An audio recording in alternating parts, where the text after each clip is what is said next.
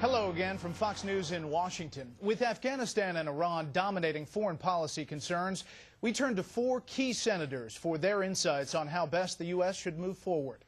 From South Carolina, Republican Lindsey Graham. From Scranton, Pennsylvania, Democrat Bob Casey. And here in studio are Evan Bayh, a Democrat from Indiana, and Saxby Chambliss, a Republican from Georgia.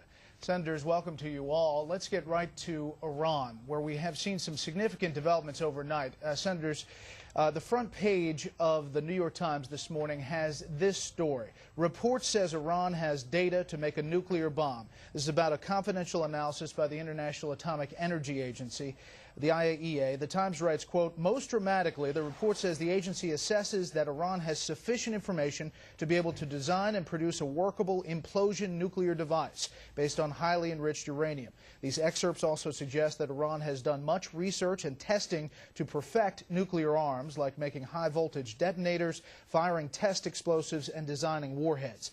We should point out the Times is following up on some of the reporting by the Associated Press and other sites on this secret IAEA report. So, Senators, your thought on this report and how or should it factor into the negotiations with Iran? Senator Graham first. Oh, absolutely. I think one of the things that we'd want to do is challenge the Iranians to give us some access to what's alleged in this report.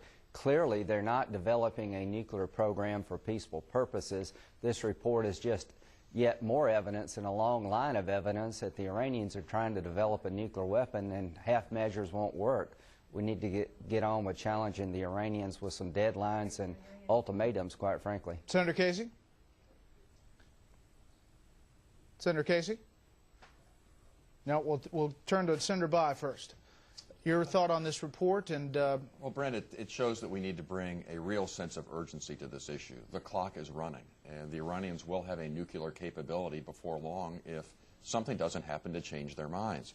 So we need to have tough sanctions, financial and economic. We need to do them now, have real deadlines and consequences if they don't live up to their word because they have lied repeatedly in the past. But you know, we are on a path toward a nuclear Iran, which is an unacceptable course if we're going to avoid the very painful dilemma of either having to live with that or taking military action to prevent that, which may ultimately be a choice we have to face. We need to act now on the financial and economic side. Senator Chambliss, is the administration taking the right point of view here? Well, I think so. Obviously, there have been some significant high-level discussions, both with our allies as well as beginning talks with Iran right now. So I think the administration realizes the seriousness of this, and when you combine Brent, the revelations relative to the knowledge that Iran has concerning the manufacture of a weapon with the fact that we now have publicly disclosed the other facility in Iran at Qom, where for the last several months we've been monitoring their operations, and that is not a facility where the Iranians are going to be manufacturing enriched uranium for nuclear power purposes. It's not big enough. They don't have enough centrifuges for that. So it's pretty clear that Iran is headed down the track of getting a nuclear weapon. They have the knowledge. They now have a secret facility that's been disclosed. What else do they have? I think that's the question the administration needs to ask. Senator Casey, the head of the IAEA, Mohammed al-Baradei, arrived in Tehran on Saturday to arrange this inspection of the facility that Senator Chambliss mentioned in Qom, near the holy city of Qom. He announced at a news conference this morning that Iran has agreed to let inspectors in there on October 25th. That is 3 weeks, not 2 weeks from now, as the president forecast. He also said that Iran has agreed to, quote, in principle, allow some of its low-enriched uranium to be transported out of the country to Russia or France to be enriched to higher levels for nuclear fuel. So the president has called these talks a constructive beginning. How do you see these talks? Well, what we heard this week was certainly encouraging, but I think we have to be very focused on giving the president and giving other parts of our government, including pension funds, the ability to impose sanctions. We should not have to allow the talks to be an end in themselves. That's why I and others have supported legislation that I know my colleagues support to provide a broad range of sanctions, and in particular, Senator Brownback and I have legislation to allow pension funds to divest, or I should say to allow pension fund entities around the country to divest pension fund assets out of companies that are doing business with Iran's energy sector up to a $20 million level. So I think it's critically important that we have all of the tools on the table to impose sanctions, even unilaterally, if necessary. Should the Senate move forward now? Oh, I think we should. We should at least give the President all of the tools he needs to impose sanctions if he needs to act, and certainly pension funds and any other entity that wants to help us on this should be given that authority, which they don't have now under federal law. So, look, I'm glad that we're talking, but we cannot allow talking and negotiation to replace strong action if we feel we have to take that step, in addition to the international efforts that we've undertaken within the Security Council or other ways. But we should have as many options on the table as possible. The President specifically touted this move to move low-enriched uranium out of Iran when he talked about these talks in his comments. But here's what the Associated Press wrote about this on Friday. Quote, President Barack Obama noted the deal in the comments on the meeting, but Mehdi Safar, Iran's ambassador to Britain and a member of the Iranian delegation at the talks, told the Associated Press the issue had not been discussed yet. Asked if Iran had accepted, he replied, no, no. Senator Bayh, do you believe the Iranians are negotiating in good faith over their nuclear program? Absolutely not, Brent. I mean, they have a pattern of deception. They have a pattern of breaking agreements that they agree to. This may be a further example of that. They respect strength and strength alone. They're contemptuous of weakness. So having this dialogue is good, but you've got to hold them to their word. What matters ultimately is not what they say, but what they do. So will they allow the inspections to go forward? Will they actually send the uranium out of the country? What about other hidden facilities they may have? That's why we need to tee up all of these sanctions to raise the cost of misbehavior so that hopefully they'll change their mind. But take them at their word? Absolutely not. I'm afraid they're running the clock on us, is what they're really doing. But how long does the administration have? Well, I think we need to give them a matter of weeks to come clean on the inspections, to actually send the uranium out of the country. I think, we've got to have firm deadlines. The sooner the better, and real consequences if those deadlines aren't met. Senator Graham? Well, I couldn't agree more with my Democratic colleagues. I think they've got exactly right. What I would like to have is a session in the Senate, maybe a couple, 3 days, Iran week, where we pass Evan Bayh's sanction proposal regarding refined petroleum, where the President would have tools to sanction companies that provide refined petroleum to Iran. I've got a bill with Senator Schumer restricting sanctioning companies who provide cyber assistance to the Iranian government to oppress their own people. Radio Farsi, the Voice of America needs to be enhanced. I would like to see the Congress in a defined period of time, the next couple of weeks, pass a series of measures that would empower the President and our country to be tough and to put some actions behind words. So let's have Iran week in the Senate and get something done. I totally agree with them. In the latest Fox News Opinion Dynamics poll, 77% of those surveyed are worried about Iran developing nuclear weapons, and almost 70% in that poll said President Obama is not tough enough on Iran. Senator Chambliss, do you think he's being tough enough? Well, what I was hoping that President Obama would do here in these recent talks with our allies was to go ahead and promote the putting in sanctions now against Iran. Evans' bill is a great bill. It's the right direction in which we need to go. And rather than saying, if you don't stop what you're doing, we're going to impose sanctions, we've been lied to enough by Iran. And I would hope what the President would do would take a bolder step. Go ahead and let's impose sanctions. Let's get our allies together and say, this is what we're going to do. Now, if you want us to ease those sanctions off, then you need to come clean on your weapons program and tell us what's going on. I think just continuing to dialogue with them and threaten them with sanctions, if the President's going to take that attitude, I don't think we're going to get anywhere with that. Senator Casey, you agree with your colleagues that the Senate should move forward, that Congress should move forward, even ahead of the administration's ability to impose sanctions on a world stage? Oh, absolutely. I believe that when we have these measures in front of the Senate, Senator Bayh's bill, the bill that Senator Brownback and I have on pension funds, as well as what Senator Graham mentioned, every possible option should be on the table here. And I think that gives the administration the ability to have a broad range of choices here, and that's what we want to make sure. We want to make sure that at the appropriate time, if sanctions have to be imposed, that they can be imposed swiftly with consequences, and not have some indefinite timeline here that will allow them to continue to lie to the international community as they've done time and again. Senator Graham, last thing on Iran. What is your thought about the Israelis and their possible timetable of acting unilaterally, possibly before even the end of the year, if it continues this way with Iran? I think an Israeli attack on Iran is a nightmare for the world because it will rally the Arab world around Iran, and they're not aligned now. It's too much pressure to put on Israel. Let's go down the sanction road, as my colleagues have indicated. Military action should be the last resort anyone looks at, and I would rather that our allies and us take military action if it's necessary. And let me say this, only if it's necessary, but if sanctions fail and Iran's going down the road to get a nuclear weapon, every Sunni Arab state that could would want a nuclear weapon. Israel will be more imperiled. The world will change dramatically for the worse.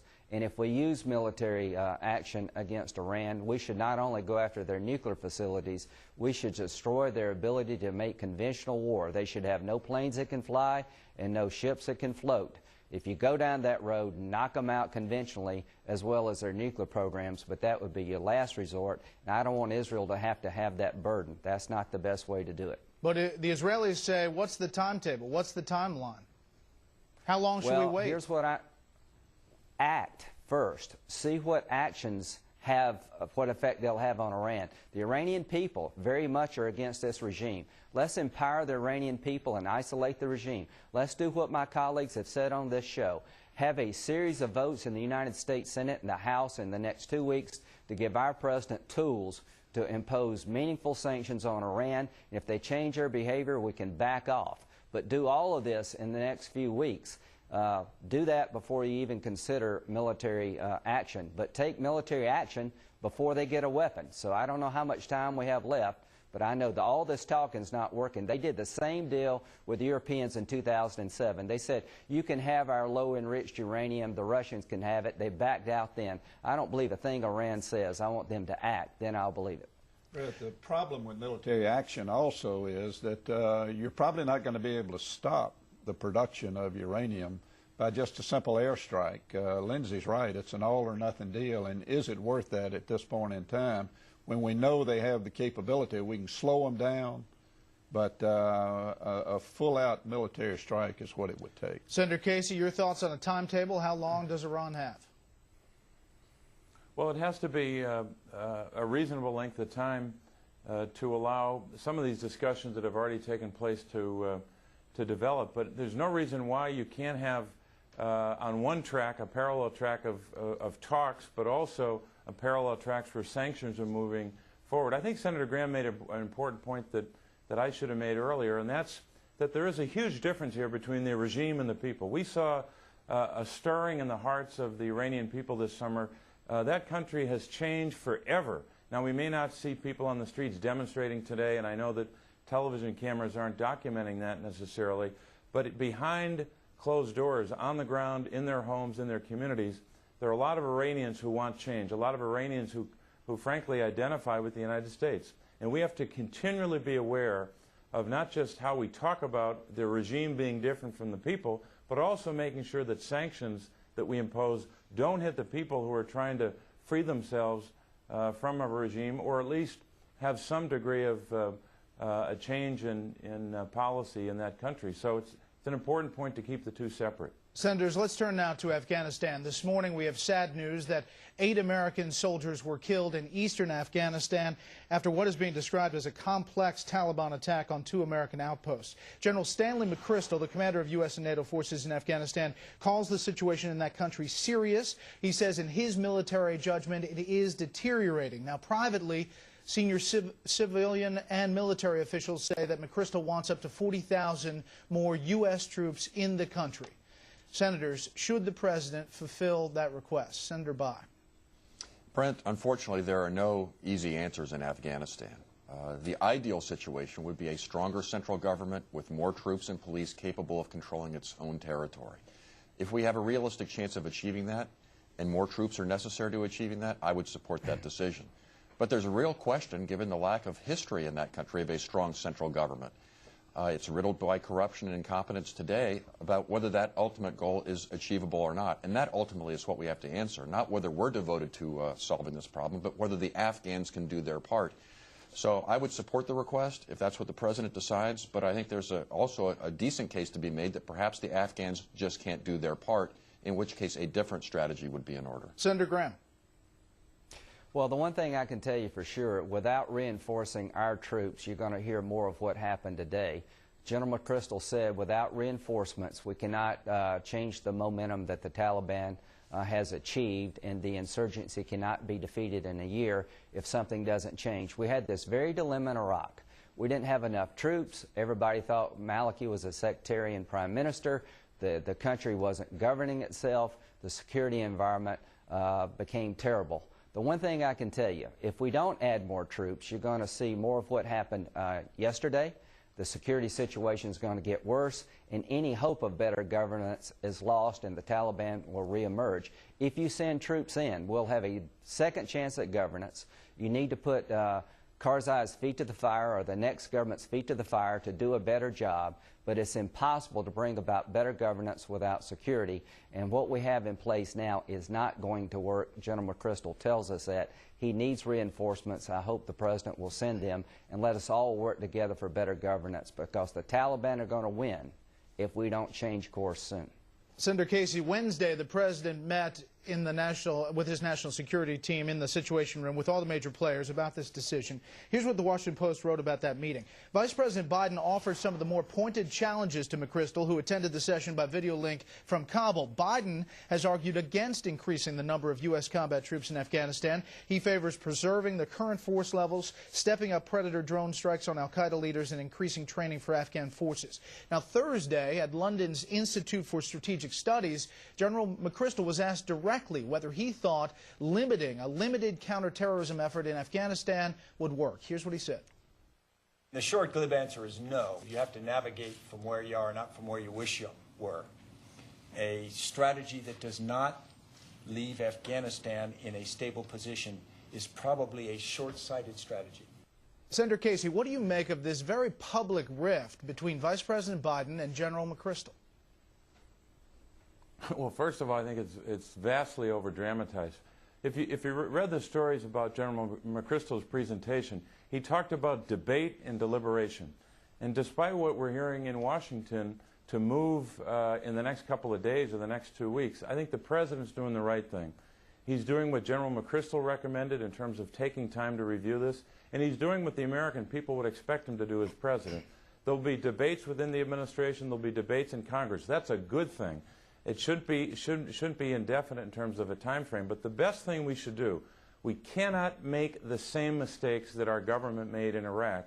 And one of the mistakes we can't make is putting the resource and troop question before the strategy question.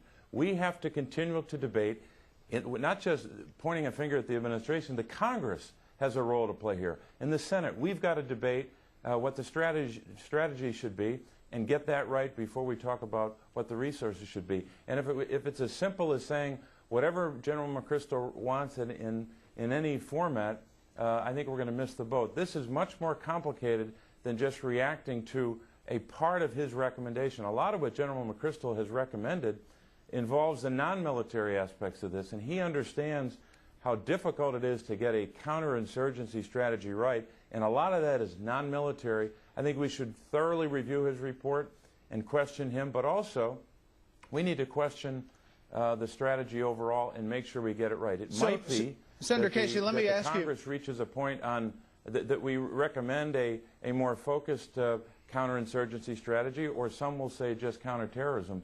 But I think we need a full debate, not just a political debate as we often had it with regard to the war in Iraq. All right, Senator Casey, so you think it's possible, after the description of that meeting and this rift, if you will, that President Obama could possibly disregard the advice, the request of the general that he installed in Afghanistan, General McChrystal? No, I don't think he's going to disregard any part of that report. I think he's using that report as the foundation of a discussion about strategy, but that doesn't mean there's not going to be debate within the administration. Debate is good, but I don't buy the idea that there's some kind of rift between General McChrystal and parts of the administration. There will be debates, but it's important that the Congress is as focused on strategy before resources as the administration is. Just two quick things, Brett. It's not uncommon that there's diversity of opinion on issues as complex as what to do about Afghanistan, and there may be no good answer there, unfortunately. That may be the truth at this point. But it's also not uncommon where a commander-in-chief will have some differences of opinion with some of his generals. Abraham Lincoln did with some of his generals during the Civil War, most notably George B. McClellan. Harry Truman had a big difference of opinion with Douglas MacArthur. Even George Bush had a difference of opinion with General Casey about whether to have the surge in Iraq. So this is to be expected. And your lead-in posed a question, do we need more troops or do we need a different strategy? It's possible the answer may be yes and yes. More troops in the short term to try and build up their capacity to stabilize the country as best we can, although that will always be an imperfect place, and then pivot to more of a counterterrorism strategy a couple years down the road once we've accomplished that. That may be the bottom line here. Senator Chambliss. Well, Brent, when you have a military commander on the ground, a guy who is not only an expert in the situation relative to Afghanistan, but is a strong military leader, handpicked by the president to lead the effort in Afghanistan, I think you've got to go with him. You've got to go with the detailed study that he has made, and you have to remember that what General McChrystal is recommending is really twofold. Certainly more troops are going to be necessary to secure the peace in Afghanistan and stop the violence. But, as Bob Casey just said, we've also got to have a civilian component to this issue if we're going to resolve this complex situation that Evan noted earlier that exists in Afghanistan. But if we're going to have those civilians to be able to come in and try to educate and train the Afghanis, then we've got to have the security necessary to allow them to do that. So I think it's imperative that we listen to the commander on the ground. Senator Graham, the administration continues to say that they have time, that we shouldn't rush this decision. How much time do they have, and how do you think it'll come out? Well, I don't know how it's going to come out, but I can say this without any equivocation. A counterterrorism strategy, if adopted, would be the biggest strategic blunder post 9/11. It would result in the Taliban taking over all or part of Afghanistan. It would result in the whole region wondering who America is. Pakistan, which is doing a good job against their insurgency, would be undercut. You cannot fight these people from a distance. In March, the president said we have to defeat the Taliban and we have to make sure Al-Qaeda has no safe haven. So I hope that this deliberation, which I understand this is a tough decision, doesn't go on so long that it becomes indecision. General McChrystal said within a year, if we don't change the momentum on the ground, we could lose our ability to defeat the insurgency. A counterinsurgency strategy properly resourced is our best way to go forward. Half measures will not only lead to a defeat in Afghanistan, it will affect our ability to change Iran. Iran is watching us. If we're indecisive about what to do in Afghanistan as an American or a coalition group, then they're going to take what we do in Iran less seriously. So the president has a window of time here to seriously deliberate, but it's running out, and what you saw yesterday is exactly what awaits this country. Our troops cannot change momentum. They're sitting ducks. They need to be reinforced, and I can't guarantee you what will happen with more troops, but if we don't reinforce them, I can guarantee you what will happen. We will lose in Afghanistan. That's what's at stake. This is what your colleague, Senator John McCain, said about how the administration is handling General McChrystal. Take a listen. So it's okay with the administration for General McChrystal to go on 60 Minutes. It's okay for him to give a speech at the Institute for Strategic Studies in London, but the administration does not want General McChrystal and General Petraeus before the Senate Armed Services Committee. How does that work? Senator Casey, how does that work? Do you share Senator McCain's concerns, if not his passion, about General McChrystal briefing Congress? Well, when I mentioned before that we need to have a debate in Congress, John's one of the voices we should listen to and take the measure of. Lindsey Graham and John McCain and Joe Lieberman wrote a piece in the Wall Street Journal recently. That's part of what we should debate. What was the focus of their column in the Wall Street Journal, as well as other points of view. On the question of who should appear before the Armed Services Committee, I'm on the Foreign Relations Committee, or any committee, in time. I think we're going to have lots of opportunities to question General McChrystal, to question maybe other administration officials as well. There's a whole long list. Sure, but the senator is saying that he's out on 60 Minutes, and he's out at this London Foreign Policy Group, and he hasn't even briefed behind closed doors the senators and House members. But let's be fair. When President Bush made a determination about a surge in Iraq, he made a decision. Then we got to see General McChrystal months later. I think the same should happen here. The President should have access to all the information he needs, as well as have the Congress have a debate. But this debate is not going to end the minute that the President allows people within the administration to come to Capitol Hill. We've already had months and months of hearings. We've got to continue that. One thing we should do, though, let me just add this quickly, is that we should have a debate in Congress about what is the fastest and most effective way to get the Afghan Army and the Afghan National Police up to a level where they can provide security and take on the enemy. I think that debate alone is critical to getting this right. We can have long debates about how many troops should be there, but a lot of the parts of this debate haven't taken place yet in the Congress. Okay, a couple of quick topics before we wrap up here. On the economy, the unemployment rate now stands at 9.8%, the highest in 26 years. More than 15 million Americans are out of work. Former Fed Chair Alan Greenspan is saying that he believes it'll push past 10% and stay there for a while. Obama administration officials said when they were pitching the stimulus package, they didn't think it was going to get past 8%. Senator Bayh, at the time of the stimulus package passage, you said of the $787 billion price tag, quote, "We all respect the president's number. It has to be big enough to really provide a jolt to the economy and create jobs." Do you think the stimulus has provided a jolt to the economy and created jobs? I think things would have been worse without the stimulus bill, Brett. That's true.